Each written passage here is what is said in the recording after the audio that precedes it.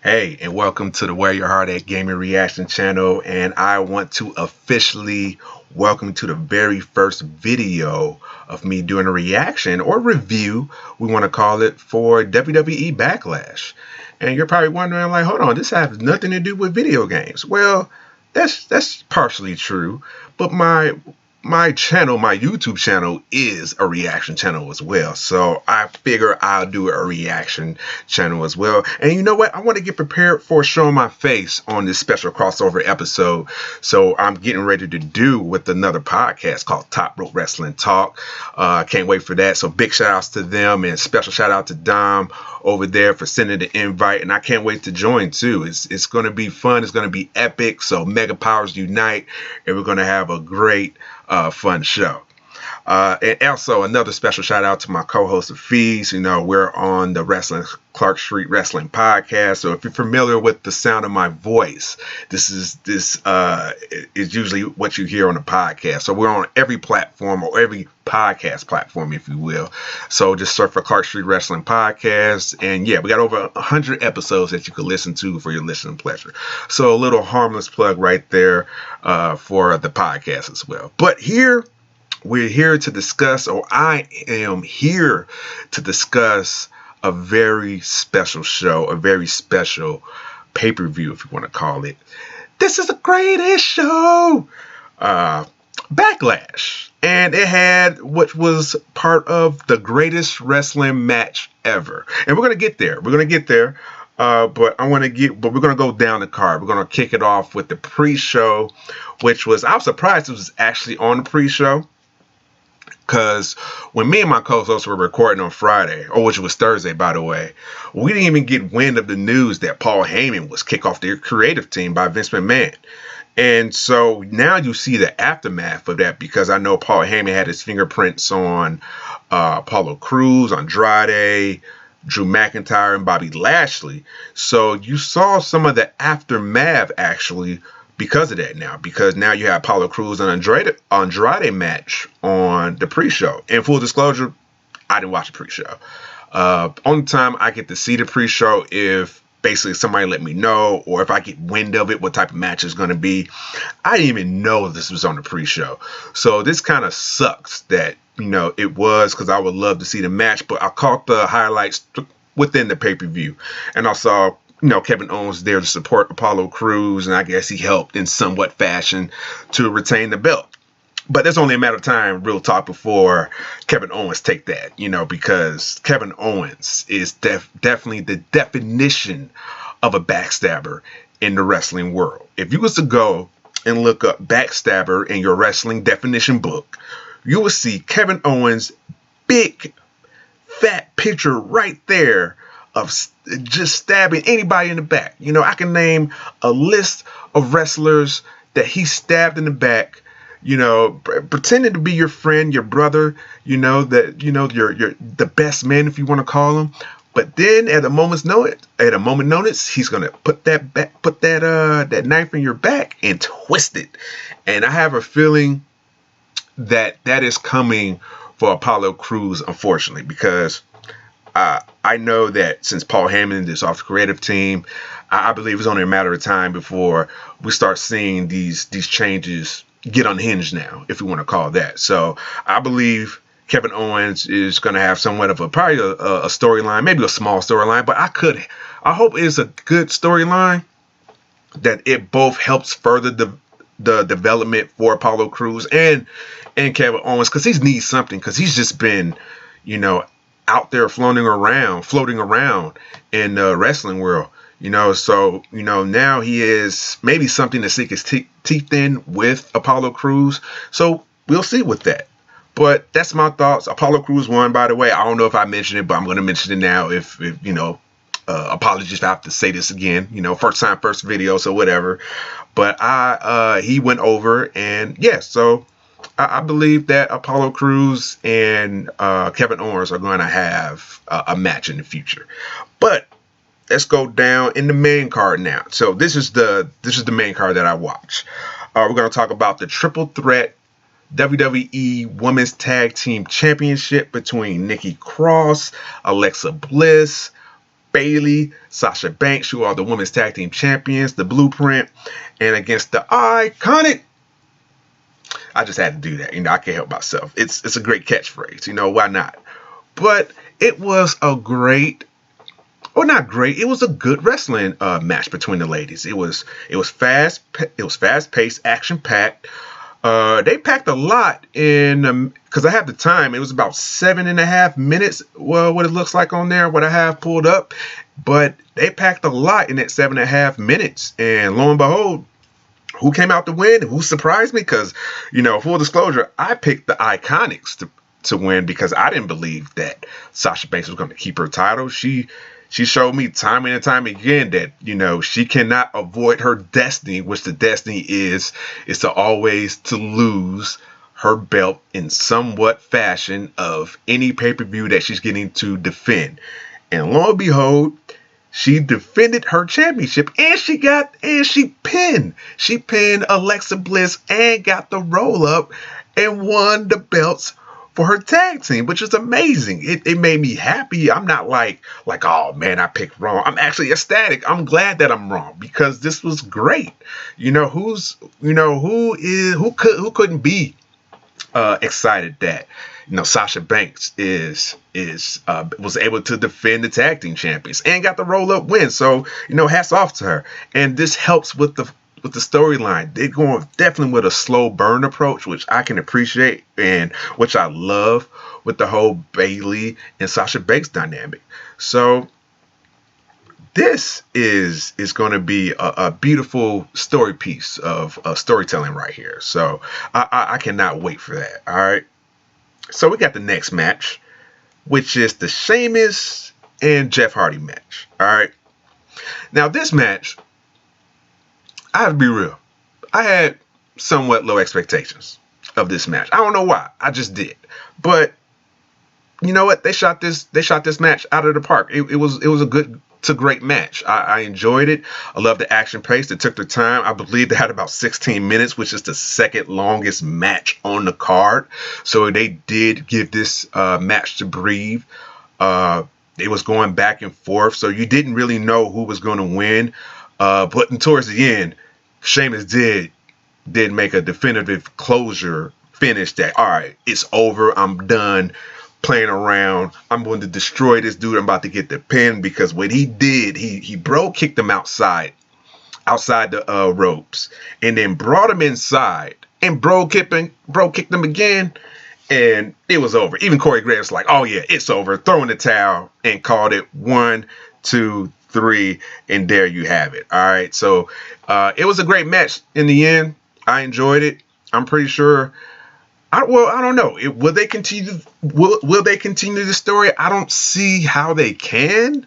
From Jeff Hardy lost, maybe they can. Because he has this uphill battle now because he lost, and it was basically maybe it was a point that Sheamus had to prove, or he did prove a point in somewhat. So maybe. All right. But moving right along, next match, Women's Championship, Raw Women's Championship between Asuka, who is the Raw Women's Champion, against Nia. Now, I didn't like this match. I gotta be real. This match sucked. And for some reason, I had a feeling that this match was going to end and I mentioned this in the podcast, so I could be repeating myself, but from my point of view on this video, if you're listening the first time, all right, from my point of view, this match, I just had a feeling I had a feeling from this match because either it was going to end in a DQ, or we just wasn't going to get any type of finish. And lo and behold, we didn't get no finish. We didn't.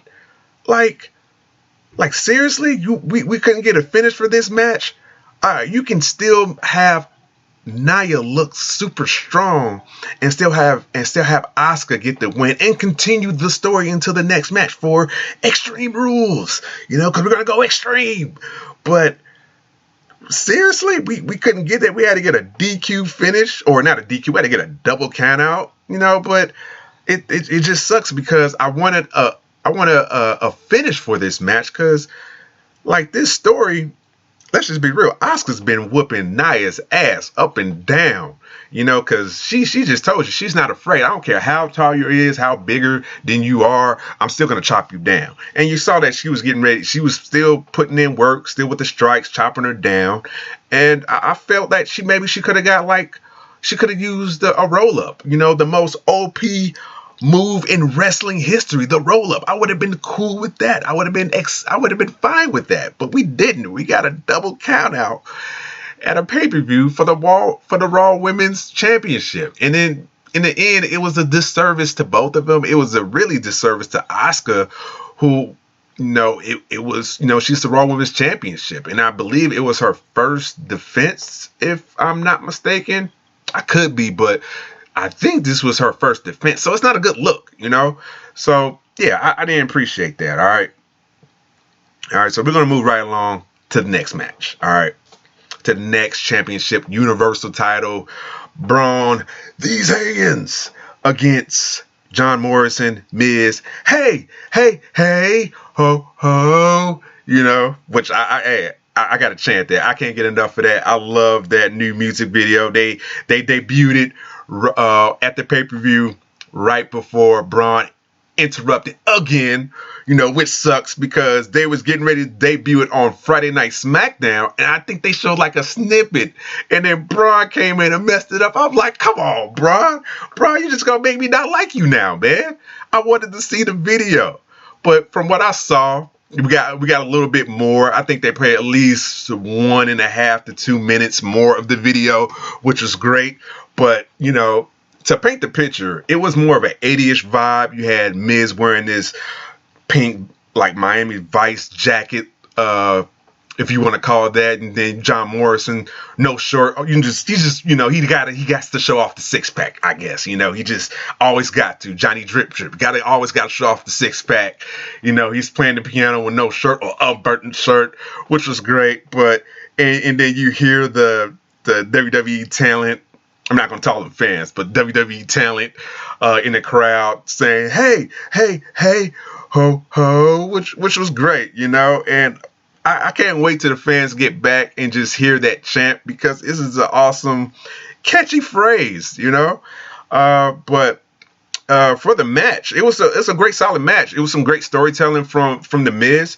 The Miz is always going to bring that part of the storytelling, and John Morrison brings the action, always that parkour, which was great. And then Braun did a good job of selling because you're going to need two former tag team champions, which was great. But in the end, it was their own demise that Miz got jealous that because it was certain stipulation too, I should say too as well. Basically, whoever pins Braun will be the sole WWE Universal Champion, so they won't be co-champions. It was going to be the sole WWE Universal Champion, so that was the extra caveat in there. So when John Morrison went for the pin, Miz, you saw the jealousy. He actually pulled him off, snatched him off. But what was cool about it, he actually realized what he just did. He was like, oh, snap, oh, shit. So he actually picked John up and put him right back on there. But, they gave Braun Strowman enough time to recover, kick out, and then he just went to business, did the power slam. 1, 2, 3. John got he did the pin on John Morrison, power slam, 1, 2, 3. These hands, Braun Strowman is your winner. All right. Right after that, though, we had another not Universal Champion, WWE Champion, Drew, I like to call him Epic McIntyre against Bobby the Beast Lashley. He just needed to be called Beast because that dude. He couldn't even wait to the bell ring to get this hands on him, man. Because soon as he got in the ring, he put him in the full Nelson, the Chris Masters lock. All right, he had him in there, and he wasn't letting go. The ref called for other refs come in. It was at least about 4 or 5 refs in there trying to get Lashley off, and he wasn't letting go. I'm like, bro, that's like an alligator. When an alligator once he bites that vice grip on you, he's not letting go. The jaws of life, you cannot pry that open. And that's how I felt when when Bobby Lashley put that full Nelson on Drew McIntyre, because he was not letting go. He didn't even let go until he decided to let go. I was like, all right, I'm done. Then he stood up, let Drew McIntyre get his catch his breath. The ref is asking Drew, hey, are you ready to continue? Can you continue? And Drew, being the fighting champion, the warrior that he is, he said, yeah, I can do this. He did. But he was still getting his ass whipped, though, in the first 5 minutes because he still had his warm-up jacket on. You know, that long robe McIntyre, he had that on for at least 5 minutes before either he took it off or Bobby Lashley took it off and proceeded to do the fisticuffs. But it was a violent match, and I don't know what was Lana thinking coming out there, because she didn't need to, all right? Because actually Lashley was handling business. MVP was out there, but he was being a great coach, you know, telling him what to do. But in the end, it was Lana's demise that you know, basically prevented from Lashley getting the gold. So let me break this down. I believe Lana came out to the ringside to discuss with the ref, like, wow, that was a 3 count. You cheated him. So she's up on the ring, distracting the ref, distracting Bobby. Bobby's like, what are you doing? Why are you here? And then I guess, what was it? Drew McIntyre did the Glasgow kiss, kind of pushed Bobby into Lana. Lana fell onto MVP, which they basically collapsed on the floor. So that partially distracted Bobby, trying to make sure you're okay.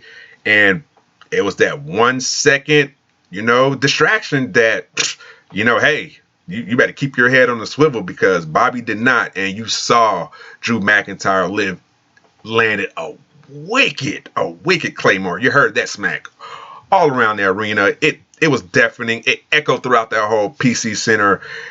It was great. Got the 1, 2, 3, and there you go. And I believe they're going to continue this story, because I said this before on my podcast, so I apologize if I'm repeating myself, but, you know, hey, I have a wrestling podcast as well. But, you know, MVP is going to come out there tonight on Monday in a couple of hours, because I see what time it is. He's going to come out there, probably the VIP rounds, invite Drew McIntyre and state his case, which he has a case, because let's be real, man, Bobby was whooping Drew McIntyre's ass, bro. He's really whooping his ass until Lana got in the way. Lana shouldn't have been there. That was the reason why, not MVP. MVP told you, hey, I didn't say that. Your husband didn't. Your husband told you he wanted you backstage. He didn't want you by the ring. So that was the reasons why. So he's going to state his case. They're going to have maybe a VIP lounge segment, and they're going to continue this into Extreme Rules and have some type of Extreme, maybe not. Now I think about it. Let's be real. When we do this Extreme Rules pay-per-view every year, it seems like it gets less and less extreme. It's like maybe we're going to have 1 or 2 extreme matches sprinkled in there somehow. But in the end, all the rest of the matches, we're going to have straight up wrestling match. So we're going to have probably a WWE Championship match, straight up wrestling match. Maybe you could have a DQ. I could be wrong, you know, but most likely I'm going off history. I'm going off what WWE has presented me, that it will be a straight up wrestling match on the Extreme Rules pay-per-view. All right. So before I talk about the best or the greatest wrestling match ever, I'm going to talk about what I thought we was going to get, because this was mentioned that the Street Profits and the Viking Raiders were going to have a wrestling tag team match, which was cool, which was great, which I was like, okay, cool. We're going to get a tag team match. Not even on the pre-show. It's going to be on the main card. All right. So it started off like a backstage segment, and all of a sudden they're just fighting. They're fighting over about Braun Strowman's Grand National. Man, he's going to be pissed when he finds out about that Grand National. But this fight by the Grand National, I think either Eric or Ivar put one of the Street Profits on the windshield, cracked the windshield. They looked all like, oh shit. They looked at each other. It was like, let's get the hell out of here. They get the hell out of there. But they continue to fight. They're still fighting throughout the whole outside of the PC arena. It's it was crazy, but I enjoyed it. It was fun, because I look at it like this: if I can enjoy the Stadium Stampede from AEW and the silliness from that, from Matt Hardy changing characters within the swimming pool as he's getting quote unquote baptized, and every time he gets lifted up, he's a new character. And then you got Ortiz and Santana reading the Manitou graphics right there. I can go with this if they're all in. This what makes it work. I think we had talked about this on the podcast before, on the Crush Wrestling podcast. Like, how come when WWE do silly stuff, it doesn't work, but when AEW do silly stuff, it does work? And I said, well, me and my co-host said, well, because Chris Jericho and all the other wrestlers, it seemed like they're more in tune. They're more passionate. They're all into their characters, all into that segment. So you saw how it worked with the Street Profits and the Viking Raiders. They was all in. Eric and Ivar, Montez Ford, Angelo Dawkins, they was all in. Even Tozawa, he made a cameo. He was one of the ninjas on a motorcycle, which was weird. We had ninjas on motorcycles. It was weird. We had a little bit of everything, but it was a great segment. I enjoyed it. If it wasn't for you, it wasn't for you. My co-host Hafiz, he didn't like it. I enjoyed it. I thought it was hilarious. He thought it was a step back for the tag team division. Maybe it is, maybe not, but it is what it is. It was entertaining, and that's why I put a tweet out there like, thanks Street Profits or Viking Profits, because it was entertaining. Yeah, we were supposed to get a wrestling match. We didn't get that. Maybe they looked stupid because they were just fighting and they just ignored the championship match. But in all, did it make me laugh? Was I entertained? Was I bored? No, but was I entertained? Hell yeah. So yeah, it worked for me. All right.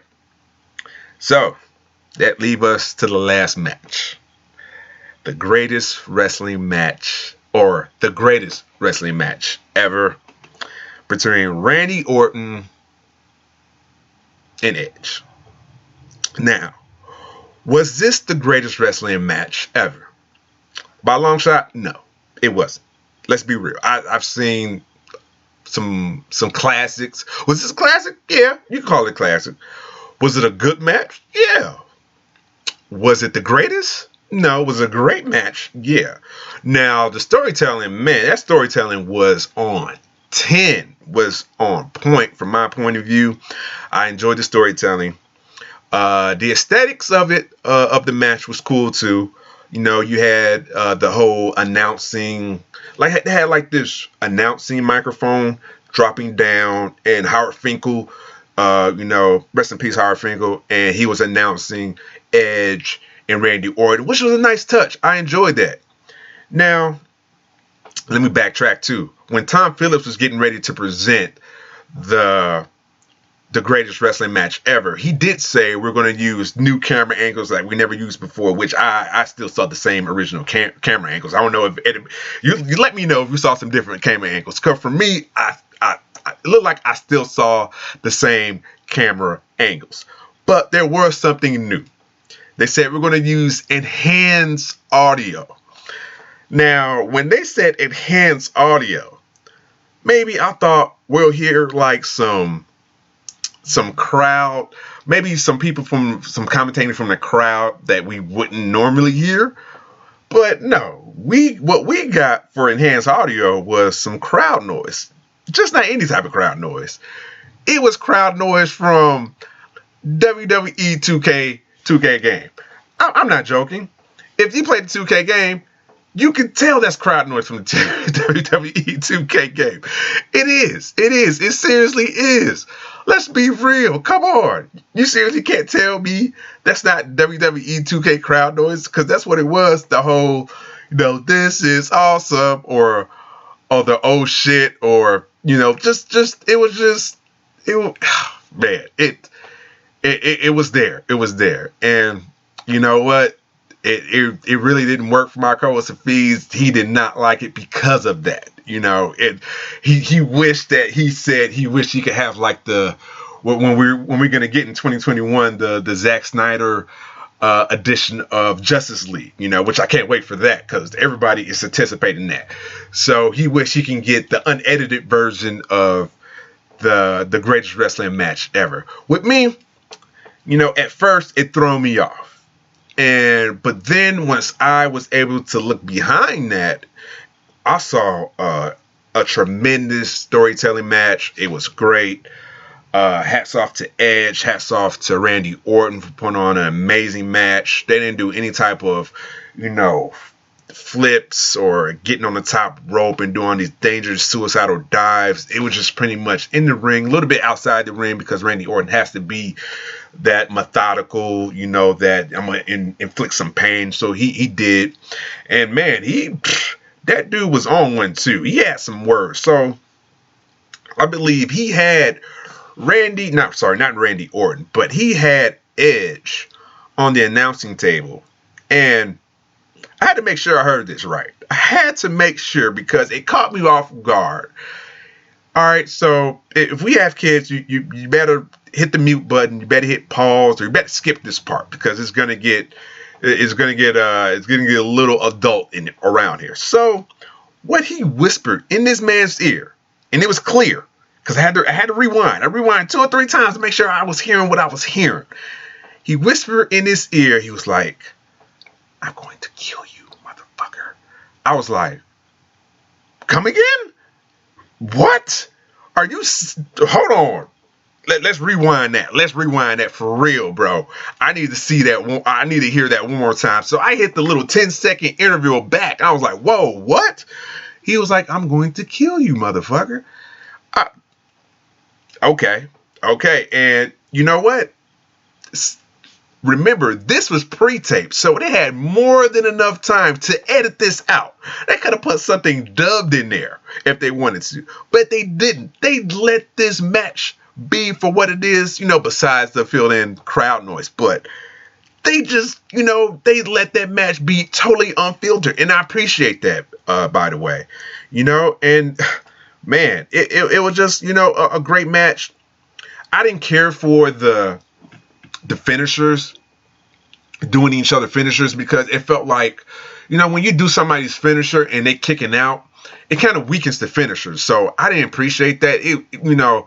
The Eddie Guerrero, that's not a finisher, but I appreciate the Eddie Guerrero Three Amigos. That was cool. Rest in peace to Eddie Guerrero. But if you're gonna do Triple H, Pedigree, Rock Bottom, The Rock's Rock Bottom, and then you still don't get the job done, to me it kind of weakens the move. So I was like, but in the end, overall, I enjoyed the match. It was great.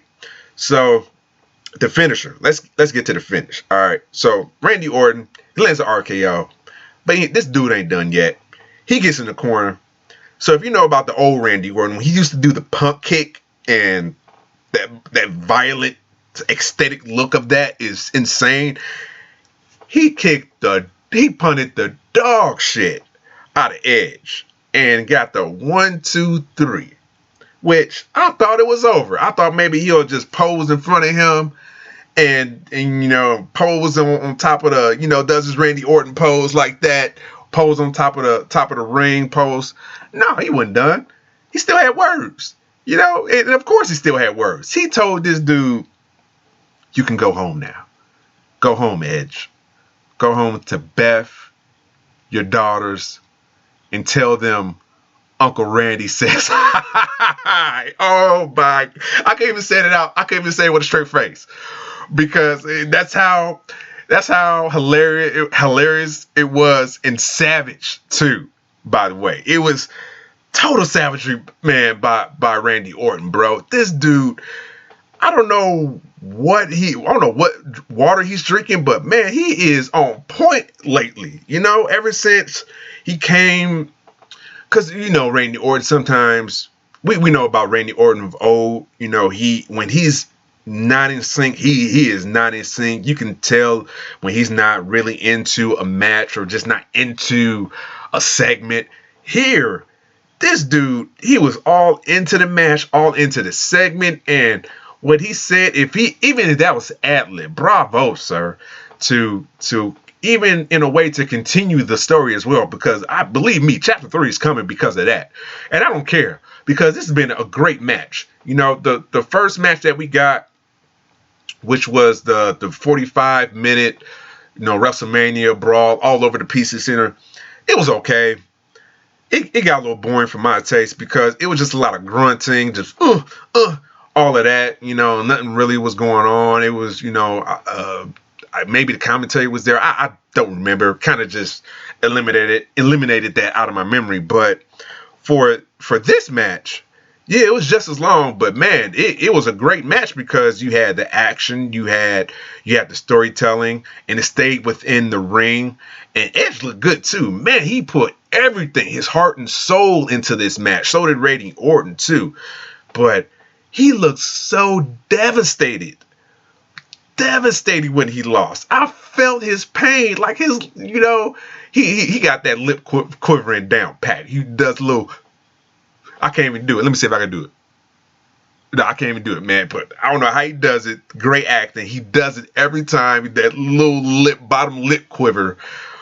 But man, he sold that beautifully, because what Randy's whispering in his ear, and he felt like he was just a broken man, and he was looking like star days, because he's trying to relish, trying to take in what just happened. And man, and by the way, I believe there's rumors out. I don't know if I'm able to confirm, but if you're able to see like a little bruise right under his either left or right arm, I couldn't remember, but it's under his arm. Maybe he has a torn bicep, by the way. So I hope he heals well and he's able to come back. I know he's on a part-time schedule, so believe me, he'll be back. So I think we don't need a match right away. Maybe we'll get something towards SummerSlam, which is August, which will be great. We get the third chapter, maybe the finale of their story rivalry, which will be great, man. And I can't wait for that, because it was a good show. It was a good wrestling match. It was a great wrestling match. The greatest, not the greatest, but it was a great storytelling match, and that's what I got to say about it. So yeah, that's all in a nutshell of Backlash 2020. I didn't know I was going to go that long. I figure I can wrap this up in 15 minutes, but you can hear the excitement as I'm talking about the Backlash, how, unexpectedly good it was, and I had very, very, very low expectations for this match. And that's probably why it hit so well, because I didn't know I was going to enjoy the match. I didn't know I was going to enjoy the pay-per-view. I wasn't looking forward to this pay-per-view. I don't think anybody was looking forward to this pay-per-view. It was in everybody's back seat, like, oh yeah, Backlash. I'll watch that when I want to. I'll probably watch it the next day or whatever. I'll get to it when I get to it. If you're one of those people, I'll say watch it. Watch it now. Watch it before Raw comes on, because it was a not bad pay-per-view. If I was to grade it, I'll give it a solid B- to B+ of pay-per-view, because to me it entertained me. It truly entertained me. Shout out to the ladies in the wrestling tag team. They're making that tag team look legit, because when you think about it, you got three former tag team champions all in that ring, sharing the ring for the women's tag team. So you got something to build from there. And another hats off to Randy Orton and Edge for putting on a great match. The greatest, maybe. I don't know. Maybe in somebody else's eyes, it could be the greatest wrestling match. And if it's the greatest wrestling match for you, then I can understand the reasons why it can be the greatest wrestling match for you. Then, for me, it wasn't. I've seen other matches that I can call the greatest, but I can put this match maybe match of the year candidate. I could damn sure do that though, and that's what I probably do at the end of the day. So yeah, that's it for 2020 Backlash. Another shout out to the podcast, Clark Street Wrestling Podcast. If you want to hear more about the wrestling, because I'm not going to do wrestling on this video all the time, but I was just so excited about talking about the Backlash 2020 that I just want to put it out there from my own point of view. So I thank you for listening to my review. And yeah, and another shout out to the Top Rope Wrestling Talk podcast. You're gonna see me guest star, not a guest star, actually a crossover episode. All right, so we're gonna put our podcast together. We're gonna come out with some pure epicness. All right, it's gonna be when your powers combined podcast. All right, so I can't wait for that. All right, so everybody, peace and love, everybody. Thanks for listening to me. All right, so that'll be your Where Your Heart At Gamer Reaction channel. Later, guys.